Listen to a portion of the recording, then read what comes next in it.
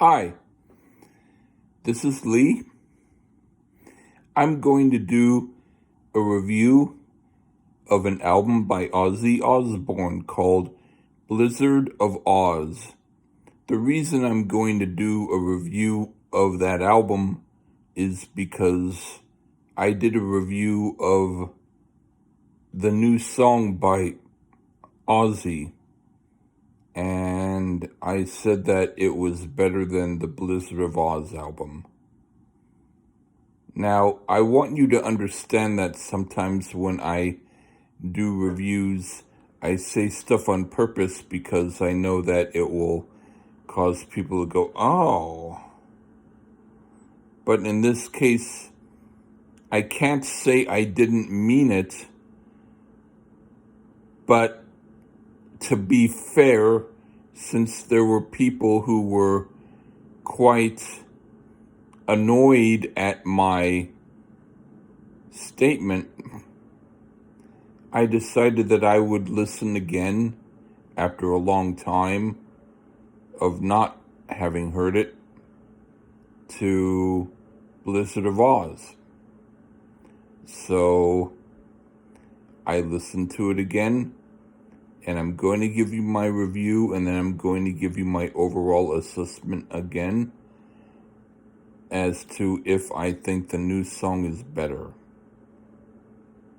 Anyway, the first song is I Don't Know. It's a good enough song. The guitar work is based on a complex chord pattern that's a bit interesting, but the song itself is somewhat basic. Overall, I give it a high 8, but there's parts of it that still seem not quite great to me. The next song is Crazy Train. The performance is spot on, but I don't really like the chord changes in the song. It gets an 8 for the performance, but it's not really totally my bag. And then Goodbye to Romance, I give it a 5 because the solo is good and the playing is good enough, but the song isn't my thing.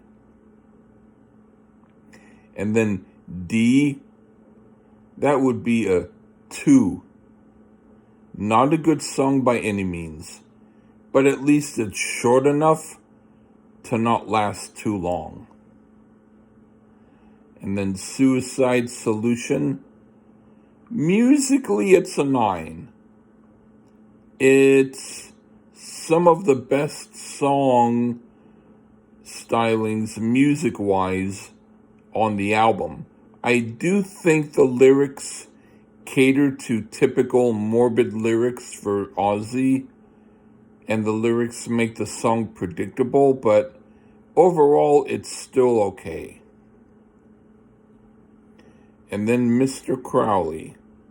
Musically, the song has some great soloing by Randy Rhoads, but overall, the theatrical melody of the song isn't for me. And the lyrics do an injustice to Aleister Crowley by mentioning things that weren't true about him, but are considered part of the myth about him. And I think the song isn't so good because of it. Overall, musically, I'd give it a 5.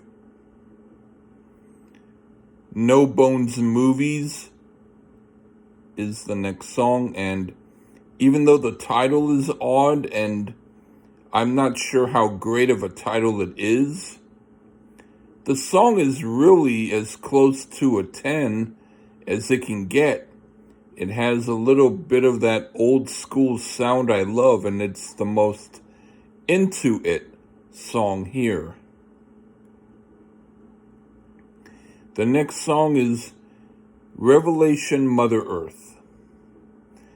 It's a 6. The heavy part with the great guitar work is an 8, but the orchestral parts are a 4 at best.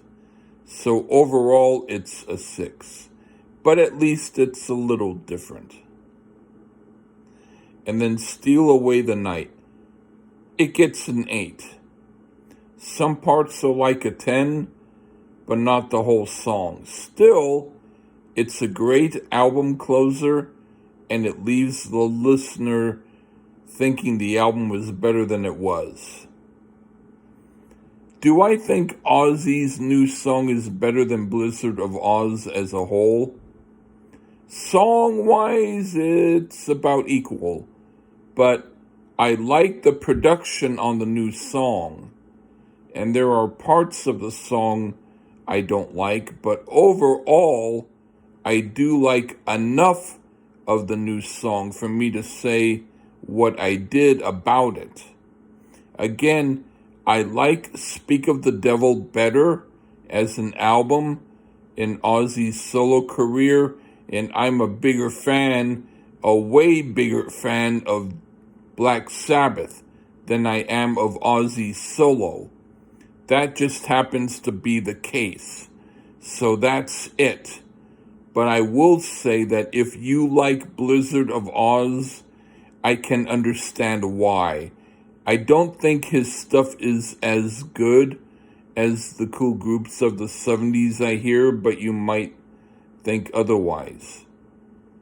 But this is my review, so I'm saying what I think. I think we need to wait to hear the rest of Ozzy's new album before we judge it.